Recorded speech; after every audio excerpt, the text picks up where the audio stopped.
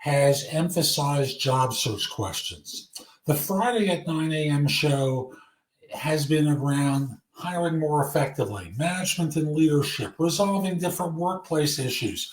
And between them, if I get a message in chat about something that uh, deals with a different subject, I cover that. So, for example, on this show, in chat, I respond to questions about hiring, managing, leadership, resolving certain workplace issues. On the Friday show, maybe I'll just go back to doing everything every day. Sorry, this is starting to get confusing, and I apologize. So it was an experiment that one day I do one thing, another day I do another. I think I'm just going to have a hybrid show all the time. So my apologies for today. Just put your stuff into chat, no matter whether it's about job search or anything else. I'd love to help you. And when I start the show, I'm going to start doing a piece of information or a piece of coaching for you. And today's comes from a TEDx talk I watched. Dr. Dawn Graham did a talk, and I don't remember where the presentation was, but she said something in passing that I thought was worth you hearing. Because for those of you who are reluctant to network, this is a time where you have to start paying much more attention to it. Ready? And I'll show you why. If you apply for a job online, you have a 3% shot of getting an interview. If you network your way into the interview, 1 out of 2. So it's a 50% chance of getting interviewed. Now, if you don't have the qualifications, you're not going to get hired, obviously. If you don't connect with the interviewer, you're not going to get hired, obviously. But a 3% shot of getting an interview versus a 50% chance of getting an interview. Which one do you think you should be spending more of your time with? People keep flipping resumes to companies on job boards, on LinkedIn, like they're burgers at a fast food restaurant, just sending them over the transom to see what happens. And nothing happens most of the time, right? And thus, these numbers confirm why nothing happens. Now, why something happens, why people who are referred get more interviews is what's nicknamed social proof. There's social proof from someone who's known to the hiring manager, someone within the organization that you can do this job. Doesn't it make sense for them to talk to someone who's carrying, in effect, a reference in their hip pocket? Of course it does. So stop spending so much time applying to jobs and trying to find where can I apply for another job. Instead, spend more time on networking and connecting with people. It does make a difference. Now, I've got a number of questions today, and the first one starts off with, is it better to search for a job by cold entering job sites and asking in person, or go through the process online? Now, the hard thing for me with answering this is I don't know what kind of job or job site you're talking about. If you're talking about an office position or a job in an institution, you're not going to get in the door because security exists that keeps you from doing that. If you're talking about a job, like, for example, my son just left a job and he wanted to go back into the restaurant business because he likes restaurants and things are a lot safer than they once were, right?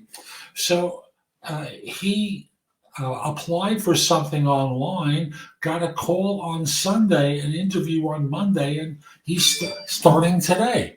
So the long and the short of it is, if you're in a restaurant, if you're in retail, yeah, you can walk in the door, absolutely. So they can see you, get a sense of your oral communications. And the hard thing is whether someone's there who can actually talk with you and evaluate you there. At a restaurant, certainly possible. At a retail store, not necessarily, because hiring could be done regionally. And then if you apply online, you're back in the position of being another fish in the pond and applying and 3% chance, right? So always try and get a connection to someone within the company. It's so much more advantageous. And again, in restaurants, the same thing applies, same things in retail. And that's not going to work every place. But I would try. I would emphasize that rather than emphasizing applying for so many jobs. Do resumes with more repetitive keywords show up higher on a recruiter's candidate search? I'm going to rephrase this question a little bit because I tend to think of what you're asking is, does repeating keywords get you through the applicant tracking system to the recruiter who's going to decide whether or not to interview you? It depends on the system. Some systems are relatively primitive, like the firm I worked at previously, very primitive system. Really, all it was designed to do is accept a resume and then transfer it to the person who had entered the job into the system so they knew that you applied, but it really did no filtering. Most systems filter. It's not just a repetition of keywords, because remember, the keywords could be on page 3 of the resume, and the repetition there means nothing. But the repetition of it on the first page or within one page down makes a difference. And the thing I always remind people about is if you're in a situation where you're going to be submitting a resume and a cover letter, you don't want to attach the cover letter as though it's a separate file. You always want to make it page 1 on most applicant tracking systems because you can keyword stack it there. You can stuff it with keywords from the job description, from the requirements of the position, things along those lines, so that this way the system goes, this person could be qualified. So always consider doing that. But in terms of this question, number 1, try to avoid applying for jobs. Always try networking. Number 2 is repeating the keywords. I'll use technology as an example because it's something I was involved with so much when I did recruiting. And thus, if you keep repeating one piece of technology 12 times, people are going to know that you're stuffing the resume. It has to be something that's relevant for the position and relevant to the reader, and then congruent with your LinkedIn profile in order to give you a chance. Don't just put it in 10, 12 times. How do you react when the interviewer pushes you to get a salary expectation number from you? Let's put this on the other side for a second. Why is an interviewer doing this? Well, in many parts of the United States, you can't ask about current salary anymore because that involved bias or discrimination so often. And organizations provide percentage increases over that. And thus, often women and people from certain minority groups who started at lower salaries got less money when they changed jobs. The reason they ask for a salary expectation is they need to know whether you might be within budget. And the way I would answer this question, as I've told many people before, is, I'm looking for something along the lines of, Y number of dollars. However, I really haven't met with anyone yet. I have no sense of what the manager's like, what the team is like, what the real nature of the work is like. Yeah, I read a job description, but job descriptions don't always reflect what the real position is. So for now, I can say such and such. But by the time I'm done interviewing, I may come back to you with a different number because I think it's an easier job, or it's one where I think it's one where I could learn a lot and I might accept less. On the other hand, if it's a particularly demanding job, I might ask for more. So don't hold this number as being exactly what I'm looking for, because you're asking me before I've really met anyone other than you. So, you know, right now I'd say this. It could be a little bit less, it could be more. We'll find out later on, and I'll keep you informed as we go along. And that's the way I push back, because number one is they do want to know you're within their budget, because after all, if they're willing to pay 85,000 and you're looking for 110, why are we wasting time here, right? They want to know that they can afford you. And they also want to get a sense of where they have to close you at that time. On your side, you want to make sure you understand the position more. And no disrespect, I really like recruiters. I did it on the agency side for a long time, and many of my friends in the business were corporate recruiters. But they don't know what it's really like working there. So again, you have to give them a hedge answer, so that in this way you don't wind up in a situation where you've committed to too much or too little without having real information. The next question is: paralegal work a dead end job? Yes, but I'm also going to go further than that and say most jobs are dead end jobs. None of you are going to wind up in positions where you're going to be the CEO of an organization. You're going to work your way up the career jungle gym, because it's not a ladder anymore where you can start in one job at the company and work your way up. Doesn't work that way anymore. Instead, it's like a jungle gym where you're moving from bar to bar and moving upward and sometimes downward and laterally and up again.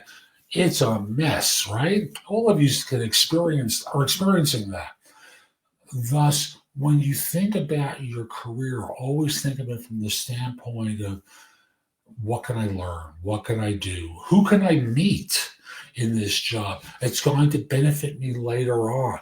Who can I interact with that will benefit me later on? Because they are not going to stay at that firm either. That's one of the realities. Everyone's changing jobs all the time. So don't put yourself in a position where you're stuck.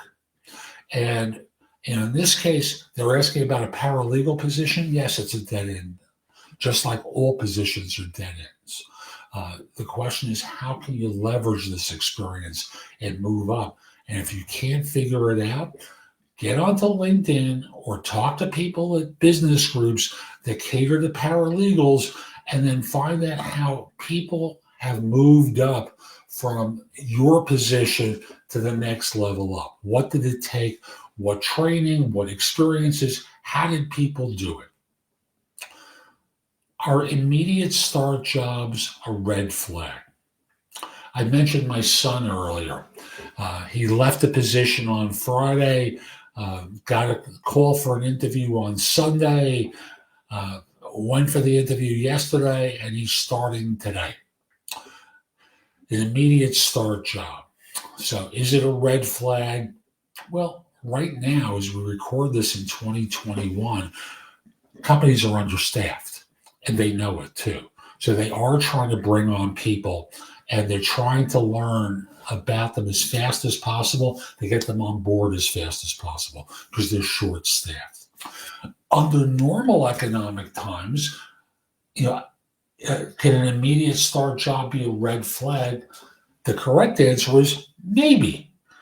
And you find out, because sometimes, there's a contract that's starting for, they're looking for temps or consultants, and they need to have someone start on Monday because they hadn't been able to find anyone. And now that it's supposed to start on Monday, that's not a red flag. That's urgency.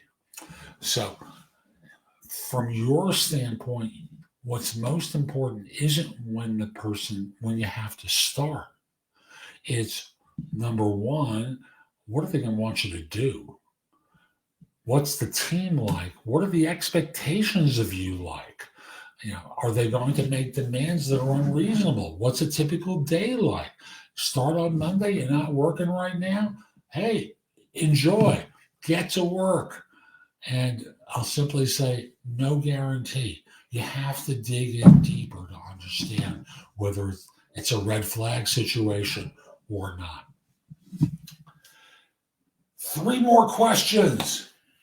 Is it a bad answer if I say I have an idea about the job when the recruiter asks why you want to work there? If I'm understanding correctly, what you're saying is, I know about the job and what the requirements are going to be, and that's why you want to work there. Not good enough. It's actually a pretty bad answer, fairly immature. Let me give you a better one, and it requires a little bit of acting on your part. Why do I want to work there? Who wouldn't want to work there? Your firm is one where, and now you'll list 2 or 3 different things that you found out about the company, the job, the what have you, based upon your research into the firm before the interview. And you sound excited about it. Why wouldn't someone want to work here? It's an opportunity where I can do such and such and such and such and such and such, and so much more.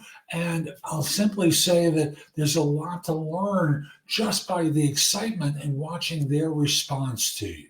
So your answer, I wouldn't use that one. I'd use one more like mine. Thomas, good to see you. And Thomas is telling me that they share this with his son for his friend to listen to because she's looking for work in communications and needs help. Thank you, Thomas. Appreciate it. I hope this helps them. And if they have a question for me, they can always send it to me at thebiggamehunter@gmail.com. In the subject line, put the phrase office hours to ask questions. I'm happy to answer them during the show. Okay? Next question. I've got 2 more. How can I tell an employer for an out-of-state job that I feel happier in the job location than where I currently live? Obviously, this is only if they interview. So the way to do this is really very simple. Why you're looking to come to work for them? I want to live in, I'm going to use New York as the example, New York. And I've been living here in Ohio now for a long time. And, I have friends, I have family, I want to work in New York. I like New York. I've been there many times. So number 1, it starts with your location. Number 2 is when I'm reading about your firm, I got to tell you, this sounds like a great opportunity. This is one where I can, and you list 2 or 3 different things, just like you would with the answer to why would you want to work there that I just answered. So always have enthusiasm when you answer a question like this. Start off with the idea of, I've been living in Ohio for a long time, but now I've decided I'm willing to take the risk and move to New York. I'd love to work for you. Everything I read about your firm is exciting to me. The position is one that on paper I'm interested in. I'm looking forward to meeting the manager and the team. And a big part of this is you're in New York. You're not in Dublin, Ohio. I want to be in New York City. And I may live in the suburbs around New York, or if I can afford it, I'll move to the village, whatever it is. Give them some texture and give them some enthusiasm about your willingness to move there and why it's important to you. Last question. How do I build a viable and unique resume? Well, unique is the interesting word, so I'm going to do viable. What does viable mean in the context of a resume? To me, it means that you're qualified to do the job. It's really that simple.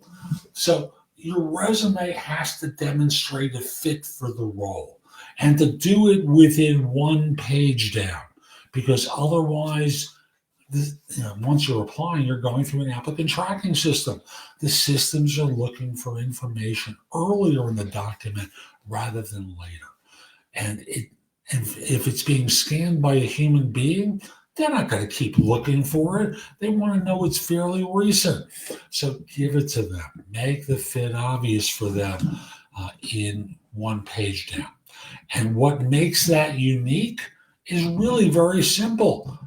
As I mentioned earlier, when you're in a situation where you're like most people, you have a 3% chance when you apply for a job of getting an interview.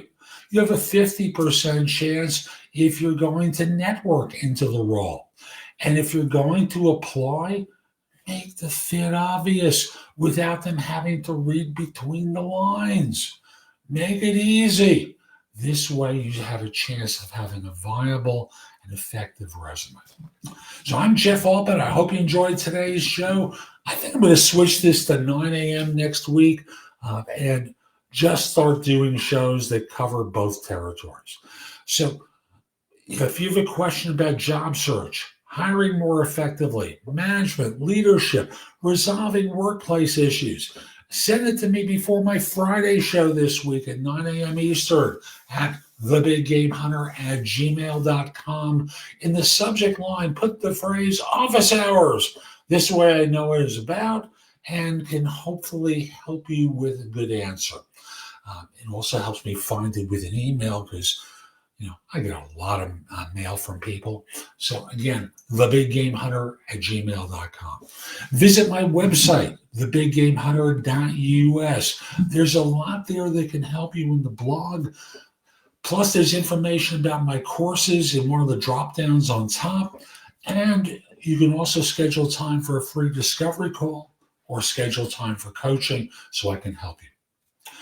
Lastly, connect with me on LinkedIn at linkedin.com/IN/The Big Game Hunter. Mention that you saw the show. I like knowing I'm helping folks. And once we're connected, you have access to my network, which is much larger than most people's. Hope you have a terrific day. And most importantly, be great. Take care.